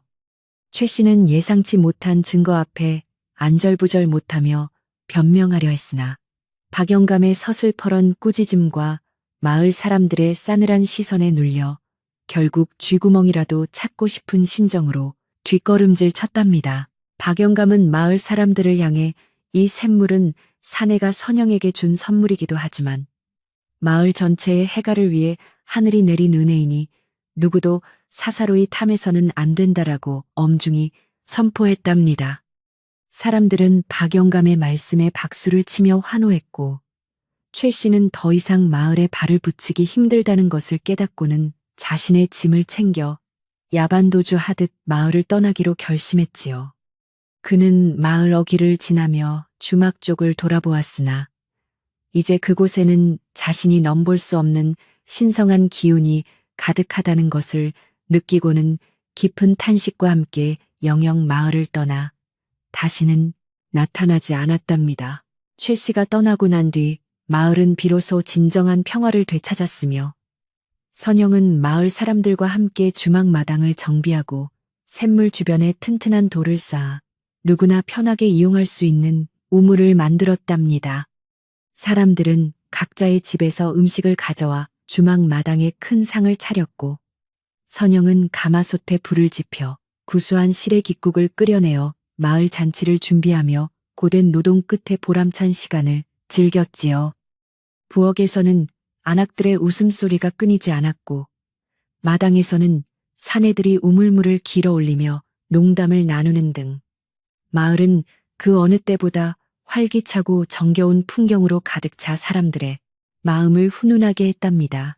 선영은 사내가 남기고 간 하얀 상복을 마을 사람들이 다 보는 앞에서 깨끗한 물에 빨아 햇볕이 잘 드는 느티나무 가지에 정성껏 널어 말렸는데 그 모습이 마치 사내의 영혼을 씻어주는 의식처럼 보였지요. 상복이 바람에 흔들릴 때마다 은은한 향나무 냄새가 온 마을에 퍼져나갔으며 사람들은 그 향기를 맡으며 그동안의 미움과 의심을 깨끗이 씻어내고 서로를 아끼는 마음을 다짐했답니다. 선영은 이제 더 이상 검은 장부를 쓰지 않아도 되었으며 사내와의 약속을 지키기 위해 우물가에 작은 비석을 세워 그의 공덕을 기리기로 했고 마을 사람들도 기꺼이 정성을 보태어 비석을 세우는데 동참했지요. 잔치가 무르익을 무렵 박영감은 선영을 불러 이제 이 주막은 자네 개인의 집이 아니라 마을의 심장이 되었으니 앞으로도 지금처럼 어진 마음으로 사람들을 대해주게라며 진심 어린 격려를 아끼지 않았답니다. 선영은 박영감의 말씀에 깊이 감사하며 자신이 가진 모든 것을 마을과 나누겠다고 약속했고 주막의 이름도 달빛샘 주막으로 바꾸어 새로운 시작을 알리는 현판을 정성스럽게 걸었지요. 사람들은 새 현판을 보며 환호했고 선영의 눈동자에는 희망찬 미래에 대한 설렘과 먼저 떠난 남편에 대한 그리움이 교차하며 맑은 이슬이 맺혔지만 그 눈물은 더 이상 슬프지 않고 따뜻했답니다. 오후가 되자 마을 아이들은 우물가에 모여 물장난을 치며 즐거워했고 선영은 아이들에게 사탕과 떡을 나누어 주며 그들의 웃음소리가 주막 구석구석을 채우는 것을 보며 큰 행복을 느꼈지요. 한때 한기가 서려 아무도 앉지 못했던 주막 구석 자리는 이제 아이들의 놀이터가 되었으며 선영은 그곳에 폭신한 멍석을 깔아두어 사람들이 언제든 편히 쉴 수 있는 공간으로 꾸몄답니다. 차가웠던 벽면에는 어느새 따스한 온기가 돌기 시작했고 집안을 흔들던 기분 나쁜 진동도 사라져 주막은 세상에서 가장 안락하고 평온한 집으로 다시 태어났으며 마을의 명물로 자리 잡았지요. 선영은 부엌 한쪽에서 약초 씨앗으로 달인 차를 마을 사람들에게 대접했는데 그 차를 마신 이들은 모두 몸의 기운이 북돋아지고 마음이 편안해진다며 그 효험의 놀라움을 금치 못했답니다. 특히 병약했던 마을 노인들은 선영의 차를 마시고는 기력을 회복해 지팡이 없이도 걸을 수 있게 되었다는 소문이 퍼지면서 주막은 전국 각지에서 찾아오는 손님들로 문전성시를 이루기 시작했지요. 하지만 선영은 욕심을 부리지 않고 정해진 양만큼만 차를 다렸으며 가난한 이들에게는 술과 음식을 무료로 나누어주는 선행을 베풀어 사내가 보여준 자비의 정신을 몸소 실천하며 살았답니다. 어느덧 저물어가는 해를 바라보며 선영은 주막 마당에 앉아 차분하게 마음을 가라앉혔고 마을 사람들도 하나둘씩 집으로 돌아가며 선영에게 고마움과 작별 인사를 건네는 따뜻한 저녁 풍경이 펼쳐졌지요. 마을은 이제 사해를 두려워하던 공포에서 벗어나 그를 기리는 화합의 장으로 변모했으며 선영의 어깨를 짓누르던 무거운 책임감도 이제는 마을 공동체의 든든한 지지로 바뀌어 그녀를 지탱해 주었답니다. 그녀는 주막 문을 닫기 전 마지막으로 우물물을 길어 올려 정화수를 바치고 사내와 남편의 넋이 영원히 평안하기를 빌었으며 그녀의 기도 소리는 잔잔한 바람을 타고 마을 하늘 높이 울려 퍼졌지요. 저녁 식사를 마친 마을 사람들은 각자의 마당에 멍석을 깔고 앉아 오늘 하루 있었던 기적 같은 일들을 이야기하며 웃음꽃을 피웠고 아이들은 부모님의 무릎을 베고 누워 선영의 주막 전설을 들으며 잠이 들었답니다. 마을은 비로소 오랜 어둠의 터널을 지나 밝은 빛의 세상으로 나왔으며 선영이라는 한 여인의 용기와 정성이 어떻게 마을 전체를 구원했는지에 대한 이야기는 대대손손 전해질 소중한 교훈이 되었지요. 숲속의 짐승들도 이제는 주막 근처에서 평화롭게 잠을 청했고, 마을을 감싸던 거친 바람도 순한 숨결로 바뀌어 사람들의 지친 몸을 부드럽게 감싸 안아주는 고요한 밤이 찾아왔답니다. 선영은 주막 방 안에서 사내가 건넸던 남편의 버선을 다시 한번 꺼내 보았는데, 신기하게도 버선 위에 묻어있던 검은 흙자욱은 사라지고 그 자리에는 은은한 꽃무늬 자수가 새겨져 있어 그녀를 깜짝 놀라게 했지요.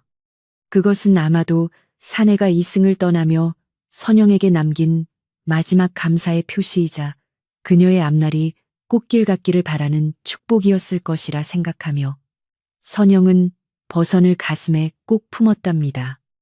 그녀는 이제 혼자라는 외로움보다는 마을 사람들과 함께라는 든든함 속에서 진정한 자아를 찾았고, 주막에 등불을 끄는 그녀의 손길은 그 어느 때보다 경건하고 부드러워 보는 이에 마음까지 편안하게 했지요. 주막 뒷마당의 대나무 숲은 달빛을 받아 은색으로 반짝거렸고, 잎사귀들이 서로 부딪히며 내는 소리는 마치 사내가 선영에게 건네는 부드러운 속삭임처럼 들려와 그녀의 마음을 포근하게 어루만져 주었답니다. 선영은 창문을 열어 밤 공기를 마시며 마을의 평온한 풍경을 눈에 담았고, 저 멀리 산등성이에 걸린 달이 유난히 크고 밝아 오늘 밤은 좋은 꿈을 꿀 것 같다는 예감에 미소를 지었지요.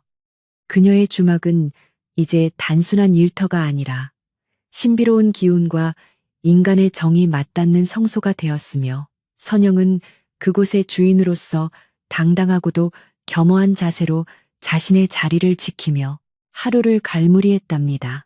마을의 공동 우물가는 이제 밤늦게까지 사람들의 정겨운 대화가 이어지는 장소가 되었으며, 사람들은 그곳에서 물을 기르며 서로의 안부를 묻고 슬픔과 기쁨을 나누는 진정한 이웃, 사촌의 정을 나누게 되었지요.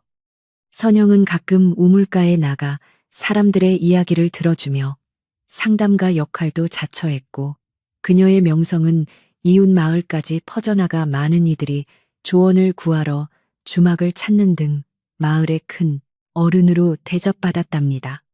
박영감도 가끔 주막을 찾아와 선영과 차를 마시며 마을의 미래를 논의했고, 두 사람의 지혜가 합쳐져 마을은 매년 풍년이 들고 재해 없는 평화로운 나날을 보내는 축복을 누리게 되었지요. 한여름 무더위가 찾아와도 주막의 샘물은 언제나 얼음처럼 차가워 사람들의 더위를 식혀주었고, 한겨울 강추위가 몰아쳐도 샘물은 결코 얼지 않아 마을 사람들의 생명줄 역할을 톡톡히 해냈답니다.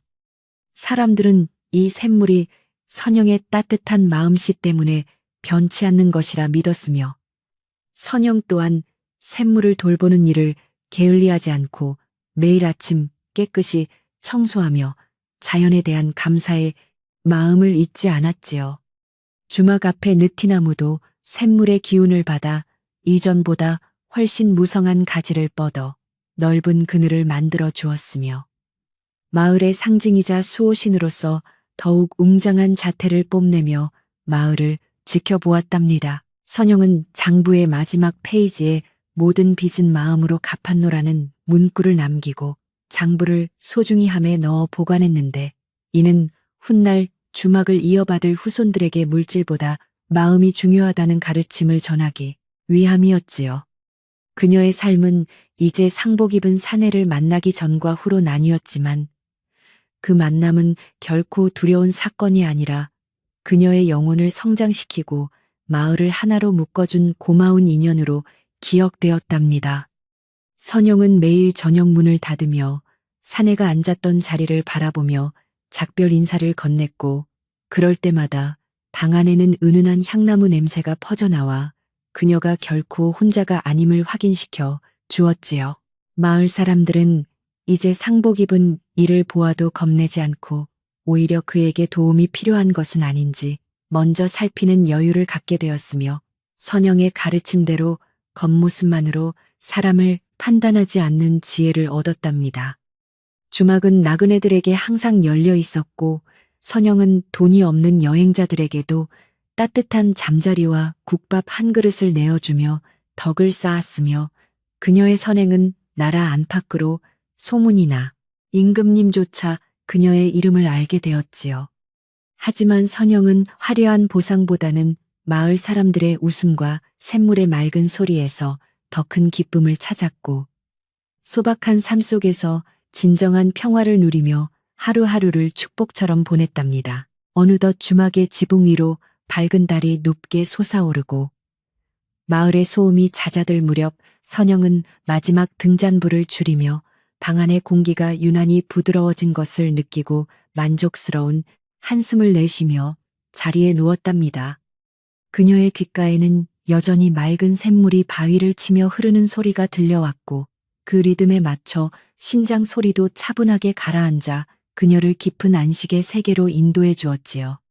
마을은 이제 사회의 그림자에서 완전히 벗어나 빛의 마을로 거듭났으며, 선영은 그 변화의 중심에서 가장 찬란하게 빛나는 별이 되어 마을 사람들의 가슴 속에 영원히 지지 않는 등불로 남게 되었답니다. 선영은 잠결에 남편의 목소리를 들은 듯 했으나 그것은 바람이 문풍지를 스치는 소리였고, 그녀는 꿈속에서 다시 만날 그들을 기다리며 행복한 미소를 지은 채 깊고 평온한 잠에 빠져들었으며 밤은 더욱 깊어갔답니다.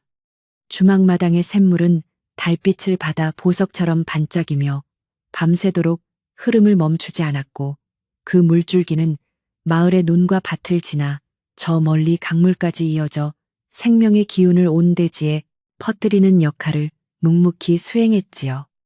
마을은 이제 아무런 걱정 없이 잠들 수 있는 낙원이 되었으며, 선영의 주막은 그 낙원을 지키는 가장 견고한 성벽이자 따뜻한 안식처가 되어 영원한 평화를 약속했답니다. 내일 아침이면 또다시 사람들의 활기찬 목소리가 주막을 가득 채울 것이고, 선영은 다시 앞치마를 두르고 웃으며 손님들을 맞이할 준비가 되어 있었기에 그녀의 잠자리는 그 어느 때보다 포근하고 아늑했지요.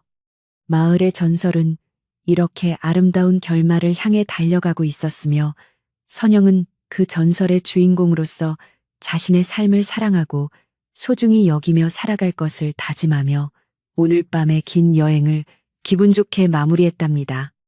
주막의 굴뚝에서는 저녁밥을 짓고 남은 연기가 가늘게 피어올라 밤하늘의 구름과 섞였고, 세상은 온통 선영의 평온을 축복하는 듯 고요하고 아름다운 정적 속에 잠겨 평화로운 밤의 끝을 향했지요. 선영의 가슴 속에는 이제 두려움 대신 사랑이 가득 찼고, 그녀는 그 사랑을 마을 사람들에게 나누어 주며 평생을 헌신할 각오를 다졌으며, 그녀의 숭고한 정신은 마을의 역사가 되어 영원히 빛날 것이라는 확신이 들었답니다.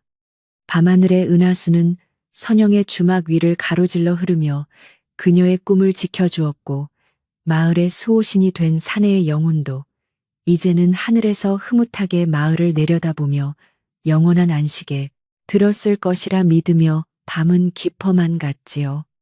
주막 마당의 느티나무 아래에서 쉬어가던 바람도 이제는 발걸음을 멈추고 선영의 평온한 잠을 방해하지 않으려 숨을 죽였으며, 온 마을은 신비롭고도 따뜻한 축복의 기운 속에 잠겨들었답니다. 봄 기운이 완연한 달빛 마을의 아침은 지저귀는 산새들의 노랫소리로 시작되었으며, 초가집 지붕 위로 피어오르는 하얀 연기는 마을의 평화로움을 상징하듯 하늘하늘 고요하게 피어올랐답니다.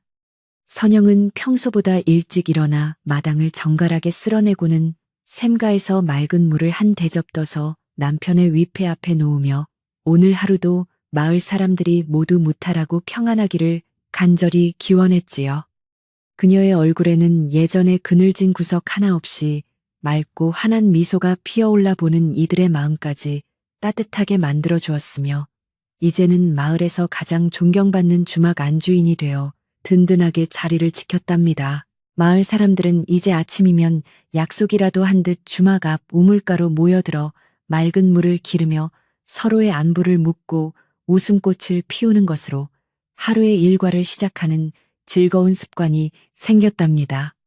한때는 무서운 소문이 돌던 이곳이 이제는 마을에서 가장 활기차고 정겨운 장소가 되었으며, 사람들은 물을 마실 때마다 그 상복 입은 사내가 남겨준 은혜를 떠올리며 감사한 마음을 잊지 않았지요. 선영은 우물가 옆에 작은 쉼터를 마련하여 나그네들이 쉬어갈 수 있게 배려했고, 그곳에서는 늘 구수한 보리차 냄새가 풍겨나와 지나가는 이들의 발길을 붙잡으며 따스한 인심을 널리 전했답니다. 오전 무렵에는 금단내 어멈이 갓 쪄낸 따끈한 시루떡을 함지박 가득 담아 주막으로 찾아와 선영의 손을 꼭 잡으며 지난날의 오해를 다시금 사과하고 일손을 돕겠다며 소매를 걷어붙이고 나섰답니다. 마을 안악들은 이제 선영을 시기하거나 멀리하지 않고 오히려 친자매처럼 아끼며 맛있는 음식이 있으면 가장 먼저 챙겨와 주막 평상에 둘러앉아 정다운 대화를 나누며 시간을 보내곤 했지요. 선영은 그들의 따뜻한 마음에 보답하기 위해 부엌에서 정성껏 밑반찬을 만들어 나누어 주었고, 주막의 부엌대기 솥단지들은 하루 종일 쉴 틈 없이 맛있는 냄새를 풍기며 마을의 풍요로움을 노래했답니다. 마을의 어른이신 박영감님은 오후에 지팡이를 짚고 천천히 주막을 방문하여 샘물 한 잔을 시원하게 들이켜신 뒤 선영에게 마을에 큰 경사가 있을 예정이니 준비를 잘하라고 인자한 목소리로 말씀하셨답니다. 박 영감님은 상복 입은 사내가 알려준 수맥 덕분에 올해 농사가 유례없는 풍년을 맞이할 것 같다며 마을 사람들이 힘을 모아 사내를 기리는 작은 제사를 지내주기로 결정했음을 알려주셨지요.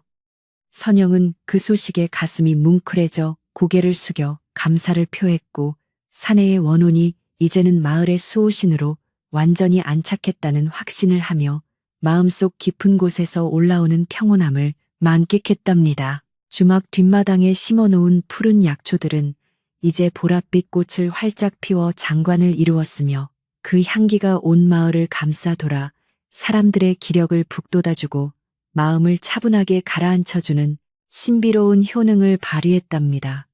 선영은 이 꽃들을 정성껏 말려 차로 만들어 지친 나그네들에게 대접했고, 그 차를 마신 이들은 하나같이 몸이 가벼워지고 근심이 사라진다며 칭찬을 아끼지 않아 주막의 명성은 날이 갈수록 드높아졌지요. 그녀는 이 모든 것이 자신의 공이 아니라 사내와 남편이 남겨준 축복이라 생각하며 교만하지 않고 더욱 겸손한 자세로 손님들을 맞이하며 주막의 전통을 이어나갔답니다. 장날이 되면 다른 마을에서도 소문을 듣고 찾아온 사람들로 주막은 발 디딜 틈 없이 북적였으며, 선영은 혼자 힘으로 벅찬 일들을 마을 청년들이 자진해서 도와주는 덕분에 큰 어려움 없이 주막을 운영할 수 있었지요. 사람들은 주막 평상에 앉아 국밥 한 그릇을 비우며 상복 입은 외상 손님에 대한 신비로운 전설을 이야기했고, 그 이야기는 입에서 입을 타고 번져나가 사람들에게 착하게 살면 반드시 복을 받는다는 교훈을 주었답니다. 선영은 그들의 대화를 들으며 미소 지었고, 자신이 겪었던 기이한 일들이 이제는 마을의 아름다운 역사로 남게 된 것에 깊은 보람을 느끼며 땀을 닦았답니다. 해가 뉘엿뉘엿 지고 노을이 온 세상을 붉게 물들일 때쯤 선영은 주막 마당의 등불을 하나둘씩 밝히기 시작했는데, 그 등불 아래로 모여드는 나방들조차 평화로워 보일 정도로 마을의 저녁 풍경은 고요하고 아늑했답니다. 마을 아이들은 집으로 돌아가는 길에 주막에 들러 선영이 챙겨주는 강정을 입에 물고 신나게 뛰어다녔고, 그들의 웃음소리는 노을빛을 타고 산울림이 되어 마을 전체에 울려 퍼지며 행복을 전했지요. 선영은 아이들의 뒷모습을 바라보며 자신에게도 언젠가 가족이 생겨 이 주막을 이어갈 날이 올지 모른다는 막연한 기대를 품고 밤하늘의 초승달을 보며 기분 좋은 상상을 했답니다. 저녁 식사 시간이 되자 마을 사람들은 각자의 집에서 소박하지만 정갈한 밥상을 차려놓고 온 가족이 둘러앉아 오늘 하루 있었던 소소한 기쁨들을 나누며 따뜻한 밥 한 끼에 소중함을 다시금 깨닫는 시간을 가졌답니다. 선영은 주막에서 홀로 식사를 하는 나그네들을 위해 평소보다 더 많은 반찬을 내어주며 그들이 고향집 같은 편안함을 느낄 수 있도록 세심하게 배려했고, 사람들은 그녀의 따뜻한 손길에 감동했지요. 주막의 굴뚝에서 나오는 연기는 밤 공기와 섞여 은은한 나무 타는 냄새를 풍겼으며 이는 마을 전체를 포근하게 감싸 안는 안식의 향기가 되어 사람들의 피로를 말끔히 씻어내주는 역할을 했답니다. 밤이 깊어가자 주막의 소라남은 점차 잦아들고 마을은 깊은 정적 속으로 빠져들었지만 선영은 오늘 밤 유난히 잠이 오지 않아 마당 평상에 앉아 맑은 공기를 마시며 별이 총총한 하늘을 하염없이 바라보았답니다. 그녀는 문득 사내가 처음 찾아왔던 그 추운 겨울밤을 떠올렸는데 그때의 두려움은 이제 온데간데 없고 오직 그 사내가 전해주고자 했던 진심 어린 배려와 은혜만이 가슴속에 훈훈한 온기로 남아 있었지요. 선영은 사내가 준 하얀 상복을 깨끗이 손질해 장롱 깊숙이 보관하며 그것을 볼 때마다 초심을 잃지 않고 어려운 이들을 도우며 살겠노라. 다시 한번 마음속으로 굳게 약조하며 미소를 지었답니다. 마을 사람들도 이제는 밤늦게 문을 두드리는 소리가 들려도 전혀 겁내지 않았으며 오히려 길 잃은 나그네가 찾아온 것이라 생각하고 선뜻 문을 열어줄 수 있는 넉넉한 마음에 여유를 갖게 된 것이 가장 큰 변화였답니다. 선영이 전해준 선한 영향력은 마을 구석구석으로 스며들어 이기적이었던 사람들도 이제는 서로 돕고 나누는 삶의 기쁨을 알게 되었고 달빛 마을은 전국에서 가장 인심 좋고 평화로운 동네로 소문이 났지요.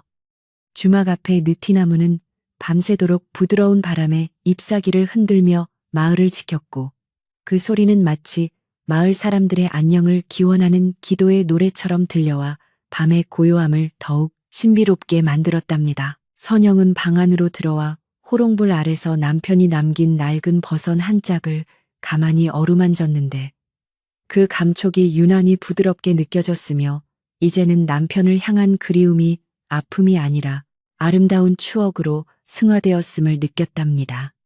그녀는 사내가 남겨준 유산 덕분에 경제적으로는 풍족해졌지만 결코 사치하지 않았으며 그 돈을 모아 마을에 작은 서당을 세우고 아이들이 글을 배울 수 있는 기회를 마련해주는 등 마을의 발전을 위해 힘썼지요.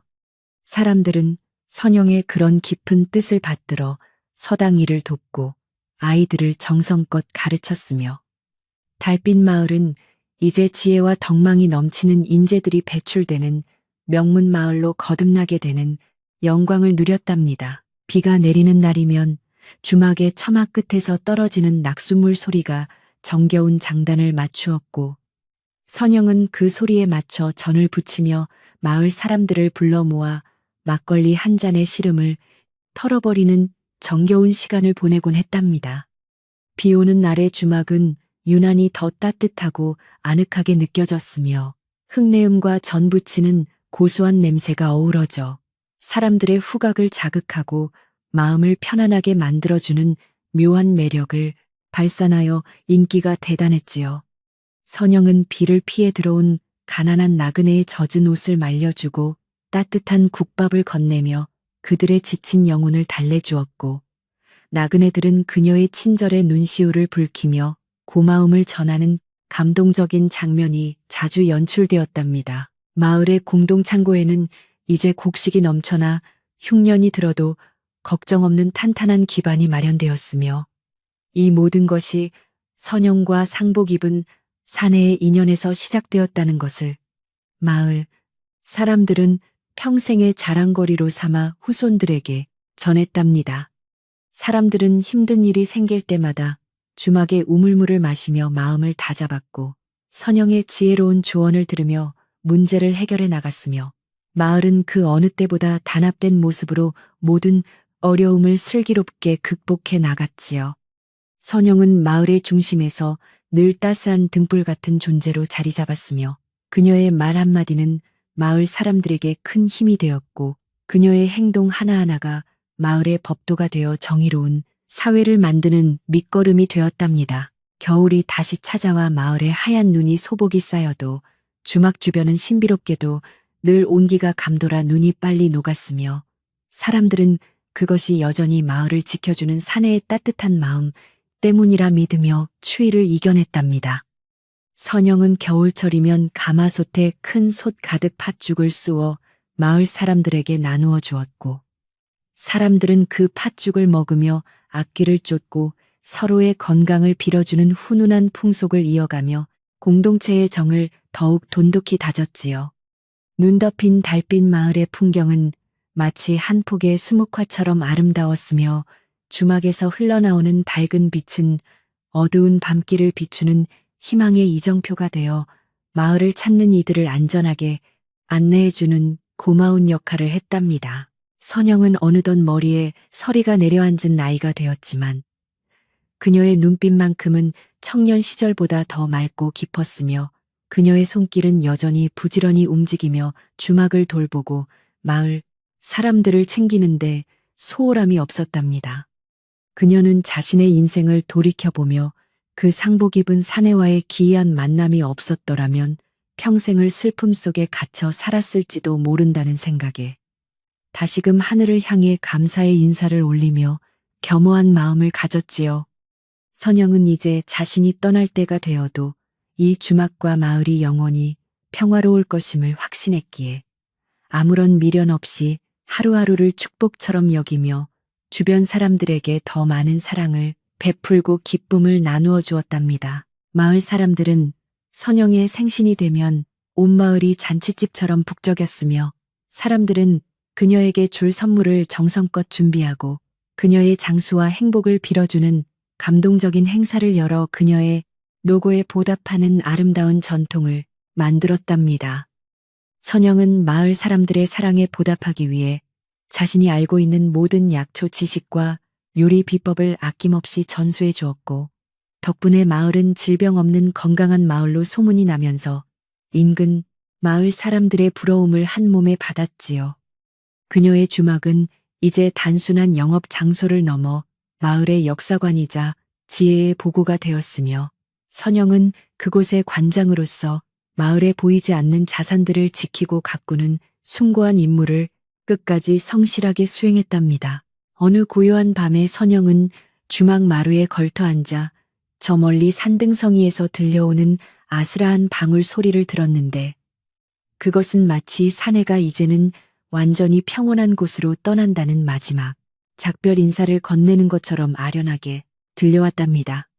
그녀는 그 소리를 들으며 눈을 감고 사내의 앞날에 축복이 가득하기를 빌어주었으며, 자신의 가슴 속에 남아있던 작은 응어리조차 시원한 바람에 날려보내고 진정한 자유와 평안을 얻는 신비로운 체험을 했지요.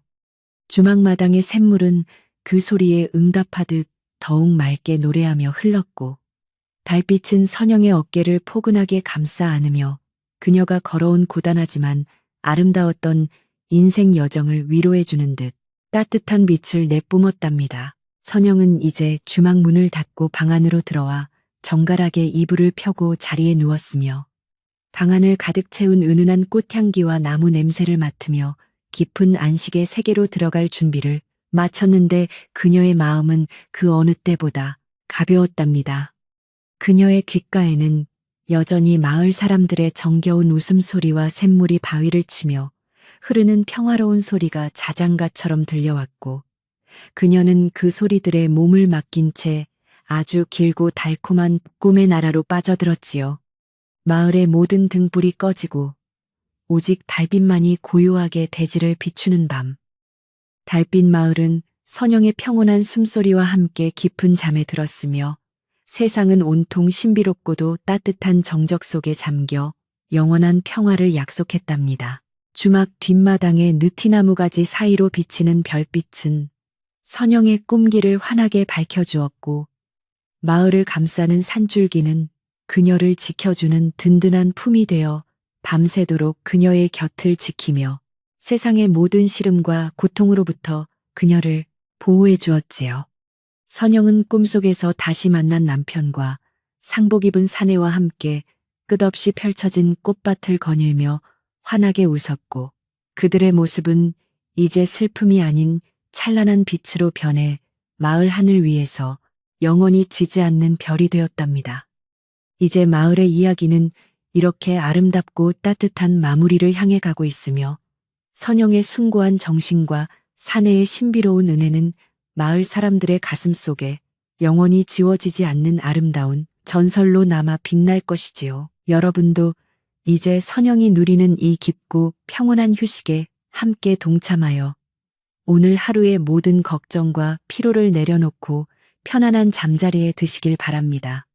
밤바람은 여전히 부드럽게 창가를 스치고 마을의 수호신들이 여러분의 머리맡을 지켜주고 있으니 아무런 두려움 없이 평화로운 꿈의 나라로 떠나셔도 좋으며 내일 아침은 더욱 밝은 태양이 여러분을 맞이할 것이랍니다. 주막의 샘물 소리가 여러분의 마음을 맑게 씻어주고 달빛의 온기가 여러분의 몸을 포근하게 감싸 안아주는 이 고요한 밤에 여러분의 영혼은 가장 깊은 안식을 얻어 다시 태어나는 기적을 맛보게 될 것이니 안심하고 눈을 감으십시오. 선영이 마지막으로 내뱉은 안도의 숨결이 여러분의 방 안 가득 퍼져나가 평온함을 전해주고 있으니 이제는 모든 생각을 멈추고 자연의 리듬에 몸을 맡긴 채 깊은 잠의 바다로 유영하며 아름다운 꿈들을 하나둘씩 만나보시길 진심으로 기원합니다. 마을 사람들의 따뜻한 인심과 선영의 어진 마음씨가 여러분의 가슴 속에도 씨앗이 되어 자라나 내일은 더 따뜻하고 행복한 세상을 만날 수 있을 것이라는 믿음을 품고 이 밤의 끝자락에서 평안한 안식을 누리십시오. 이제 긴 이야기는 여기서 멈추지만 선영과 달빛 마을의 평화는 여러분의 꿈속에서 계속될 것이며 밤은 더욱 깊어 정적의 정점에 도달하여 여러분을 영원한 평온으로 인도할 것이니 편히 쉬십시오.